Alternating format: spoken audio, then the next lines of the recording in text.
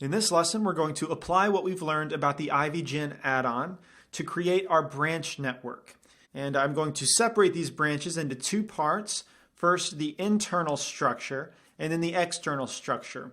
What I'm trying to do internally is to populate the volume of our rhinoceros shape with the larger diameter branch portions like the trunk and the primary branches. And then externally, I just want to cover the entire shape of our model with a shell of branches. So to begin internally, let's see, I'm going to reposition and snap my cursor to a foot. And then if I go ahead and add some ivy, add ivy to mesh, let's disable our leaves and make this a little more readable and update it. We can see that our ivy is growing on the outside of our geometry as can be expected. However, for the internal structure, I want the shape of our model to limit the reach of our internal structure. So I need to flip this model inside out. And first, to give me visual feedback that this has been successful, I'm going to disable double-sided in our object data panel. Let's turn that off, tab into edit mode, and with everything selected, let's scroll down our tool panel till we see the normals options, and let's flip the direction. Now you'll notice our model is now black, but if we navigate our camera to the internal mesh, we can see that these faces are shaded appropriately. But since we flipped the mesh inside out, these black faces are the negative normal direction. So if I delete the ivy that we created and then re-add it, Shift A, curve, add ivy to mesh. First, I've got to make sure my geometry is selected. Now you can see that the ivy grows internally. So let's see. On our rhinoceros mesh, I'm going to jump over to the object panel and switch our maximum draw type to be wire. However, we're going to have a problem if I want to change any of these settings. For example, if I change random seed, this is a modal operator that's running to govern the ivy. And if I change a random seed, because it's modal, it's going to revert our maximum draw type back to textured, whatever setting it was when I created the ivy.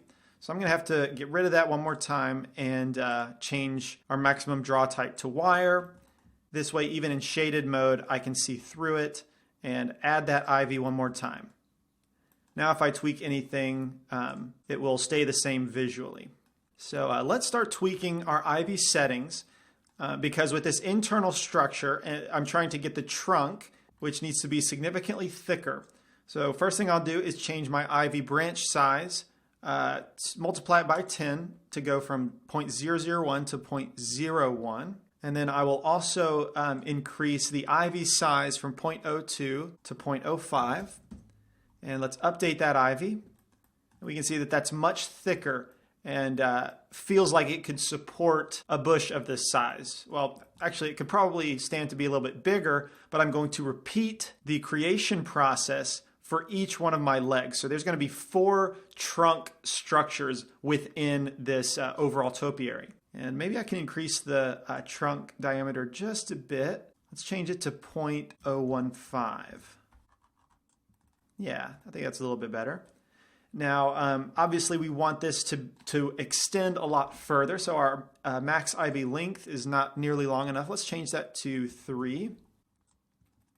I think that that's pretty good. Or maybe I'll have it extend a little bit further. Let's go to 5.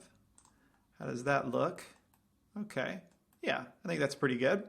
Now notice that the ivy is still clinging to the side walls of our geometry very closely. Whereas being the branches, I would prefer that they populate the volume and simply stop at the edges instead of clinging to them. So for this, let's change our max float length and let's increase it to, let's say 3.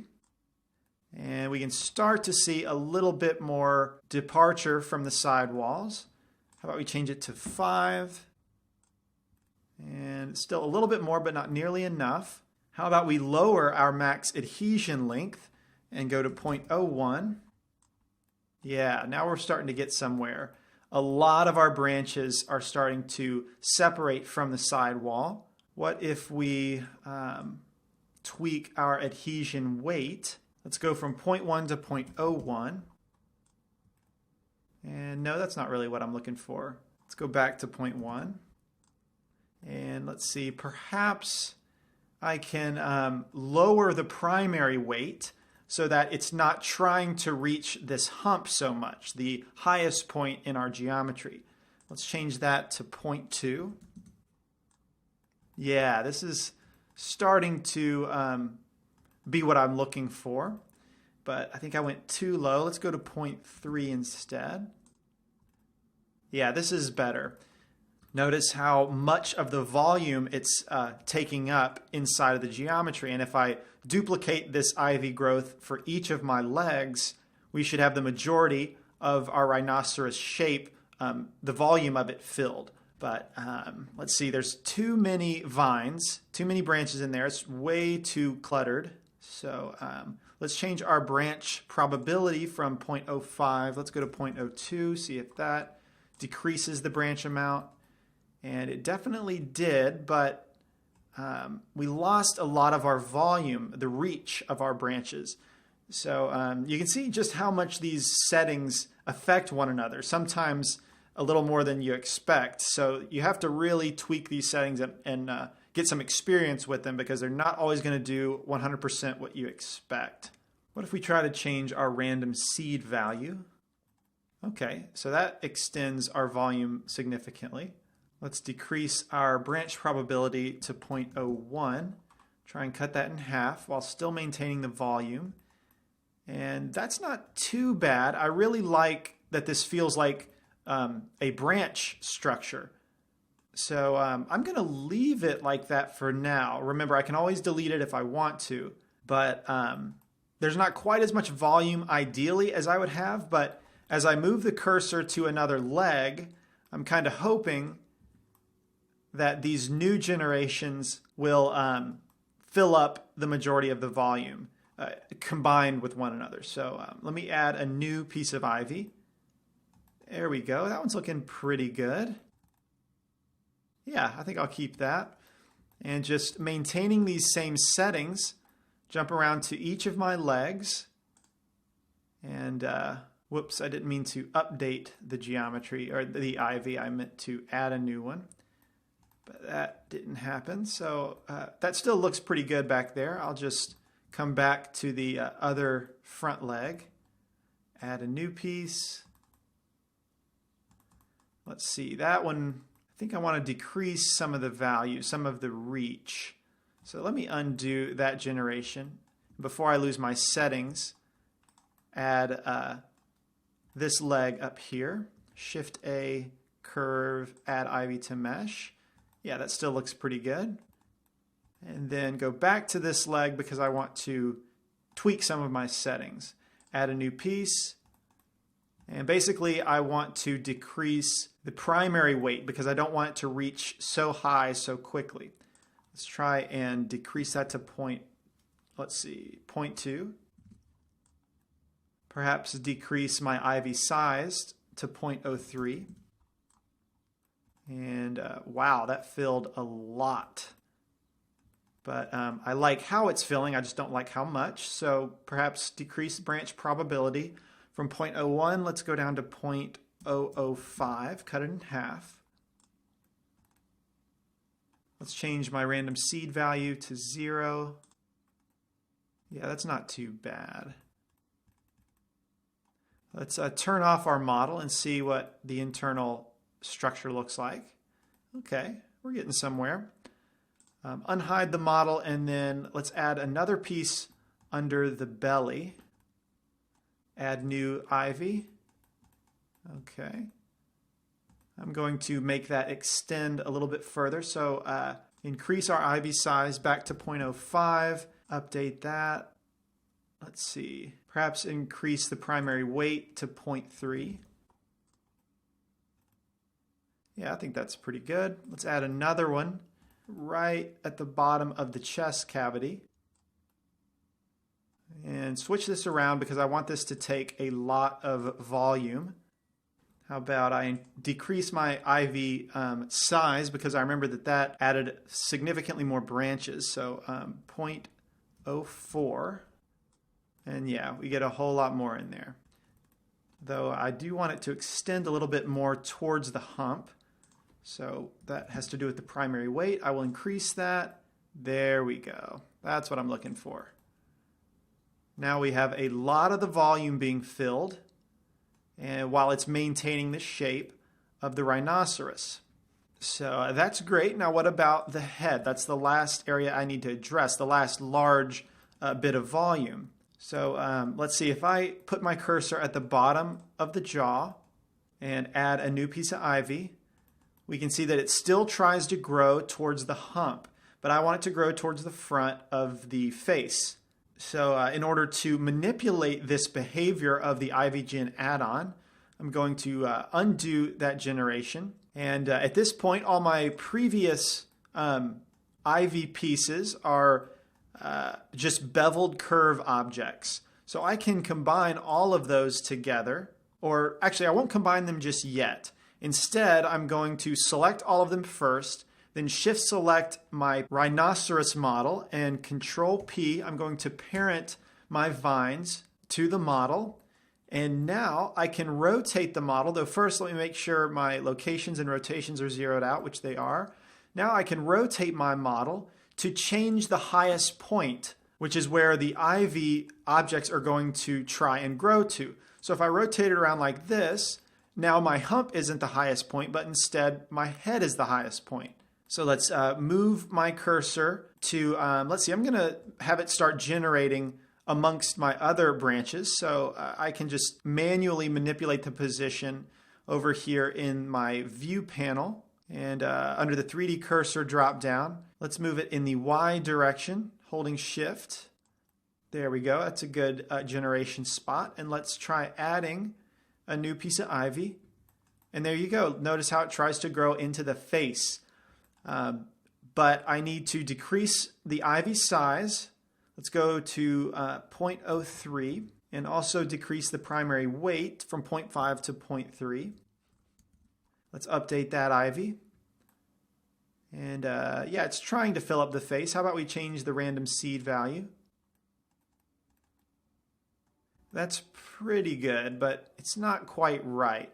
So let's instead rotate my model a little bit more, about like that, and then try adding that ivy again. Okay, it's getting closer. Change the random seed value. Let's try a couple different versions. Yeah, that's the kind that I'm looking for, right? Like that. Now let's parent this new piece to the model. I can simply drag to set the parent in my outliner, and then Alt, R, and G to restore the model's position to how it was originally. And this represents the internal branch structure that I'm trying to create, where the majority of the volume is filled with branches, just like you would see in a real bush. Now I just need the external shell of branches, though you can see that some of it is quite dense. And the bevel of the curve is a square. It's just a four-sided bevel. So we can go ahead and add a subdivision surface modifier, but I'm going to go ahead and combine all these objects into one. Select them all, Control J, since they are all the same object type. And if I tab into Edit mode, I can come into some of these more dense areas if I want, and select, a bunch of vertices. Then hit Control L to select the entire curve, and I can delete those if I want to decrease some of that congestion if you want. I'm actually going to leave it as is for now, but we should have a couple stragglers. If you do have some stragglers like this guy up here, we can either delete the entire branch, which I think I'll go ahead and do. It doesn't seem to be super important. We can delete it like that, or we can just delete the portion that is sticking out of our boundary object, our rhinoceros model, just by deleting those vertices by themselves. But in general, it's a pretty good network of internal branches. I'm pretty happy with this. I will go ahead and rename this new object and call it branches internal. And go ahead and save this version. And now we can start working on our external shell. So let's hide the internal ones and then select our model geometry and reset the 3D cursor to start with one of the legs and add a new default piece of ivy. Let's turn off our leaves and also increase our branch diameter from 0.001 to 0.003. Yeah, that looks better. And let's also increase our ivy size to 0.05. And how about the max ivy length? Let's change that to 4. And yeah, I think that's pretty good coverage. Let's hide the model and take a look. Yeah, our branches are spread out pretty nice. And yeah, I think that's a good combination of settings for the external shell. Now I just need to duplicate the ivy generation on several parts of the mesh. I'll start on another part of the same leg and see if we add a new piece of ivy. Yeah, it covers up a different piece of the mesh, so that's good. Now let's move on to another leg. Continue adding new pieces. We don't want too much overlap. As you can see right here, it gets really dense. Maybe that won't be a problem. I'll leave it for now, but I can always come back and delete it. Now let's add another piece going up the back side. Okay.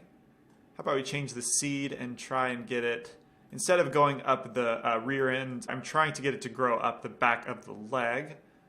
So let's see if we can make that happen by changing the random seed. And I'm not really having much luck with that. So how about instead I change the position of the cursor and try again? That's a little bit better, yeah. Just continuing around to the other legs, adding new pieces. That looks pretty good. Continue adding. Let's see, I don't like where that one's placed. Let's change our random seed. Yeah, that's more like it. Just trying to get a very even coverage over the entire model, which can be hard to see with the wireframe. So periodically, it's a good idea to hide our model and just look at our vine creation. Let's continue adding pieces.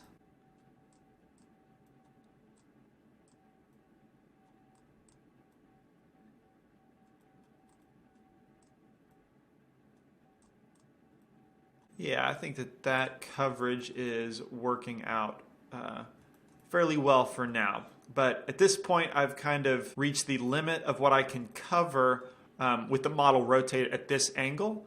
So at this stage, I will select all of my ivy pieces, go ahead and combine them with Control J. Let's rename this branches external and drag it on top of our model to set it as a child of the model. And now, like I did before, I want to start rotating our model so that the peak height of the model is different. In this case, it's like I did before. I want to grow vines to encompass our head. So we will adjust the cursor to start about at the chest. And let's add new ivy. And yeah, that's a good first spot. Then we'll switch the cursor, continue adding new pieces, though I didn't see where that one went. That wasn't too good. Seems like a glitch. Let's add it again. There we go. Hide the model. See how the head's being covered. That's pretty good. Now let's address the other side. Moving our cursor, adding new ivy patches. Yeah, that's a really good one, covering our horn in there. Very good. I like the way that that's covering the head. Now let's combine these new branches with the other external branches with Control J, combining them. And I misspelled external. There we go. Now unhide the model, and I'm going to rotate this guy to be completely upside down, so that I can now grow vines into our legs. Actually, I'm going to reset my rotations with Alt-R and Alt-G, and then rotate with, let's see, median point, rotate in X 180 degrees, and then just move that above the ground plane just to remind me that I am upside down. And continue adding some vines, though I will hide my other external branches for now, just so I can see the coverage on the legs. Shift A, curve, add ivy to mesh. Yeah, that's exactly what I'm looking for. Maybe add another one here. Yeah, that's perfect. That's exactly what I wanted it to cover the chest. And just move my way around for each leg.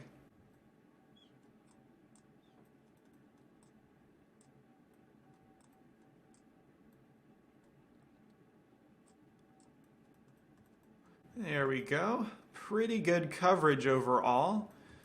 Though there are some areas that are feeling kind of light, like up here in the shoulder and the front of the hump. Also on this other shoulder. So let's see if I can't fill those in. Unhide my model, and keep in mind I am still turned upside down. So let's make a visual sense of that and try and line up a new piece of geometry, a new piece of ivy to cover this shoulder. Switch around our random seed. It's getting closer, not quite there. Let's move our cursor to the right a little bit. How does that look? Yeah, that's great coverage. Do the same thing on the other side.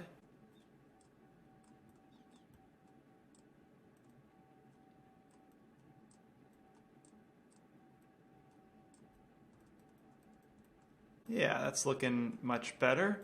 Now to address the hump, I need to rotate my model, so we'll combine these new ivy patches with our other external ones. And let's see, clear out rotations and translations to return the model to the original position. And see if I can't fill the front section of the hump with a new branch patch. Yeah, just like that. Yeah, that's great coverage. And let's see, I think on the side of the face over here, I could use a little bit more coverage in that area. So combine that latest branch patch, rotate the model one more time. This should be it.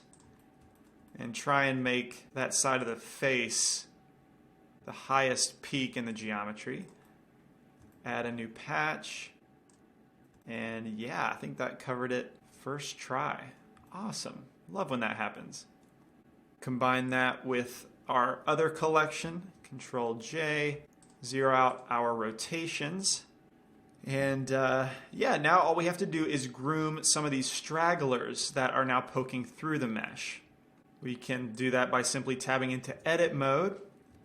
And I can either select vertices or circle select the segments that are sticking out. And then we'll try first by selecting the entire curve and deleting those. I think that's going to work pretty well. Continue grooming, getting rid of these stragglers.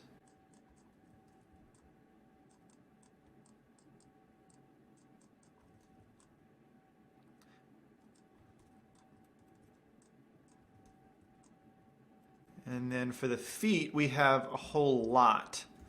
So for that, I'm going to use circle select. And I'm not going to select the entire curve this time. First, I'll make my selection. I'm just going to grow the selection. So Control plus on the number pad. And then delete that segment because I don't want to lose the volume of branches that I have in here. And if I undo that and hit Control L, you can see that that gets rid of a lot of the volume. So instead of that, I'm just going to delete the portion that's sticking out of the geometry.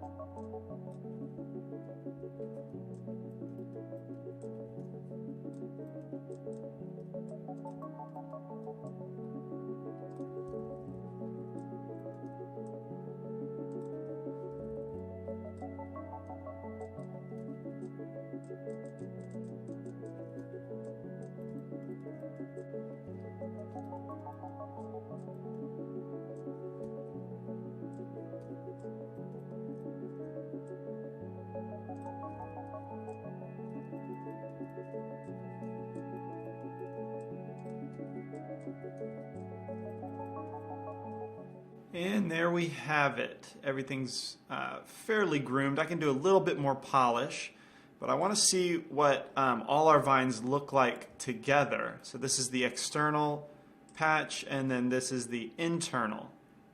So yeah, I think it looks like a bush structure. I think we've achieved that. Let's see if we can't get like a silhouette. If I go under the shading tab, let's change from multi-texture to GLSL and then enable textured mode. There we go. Now I can see a silhouette. And yeah, I think that really mimics what we see in real life with the topiary. And now we just need to add our leaves, though I may go in here and polish out the horn because we don't really have any vines growing in there, nor in the ears. So I'll probably go back and polish out a few areas, but in general, this is the process for creating the branch structure. In the next lesson, we will add the leaves and then kick off a final render.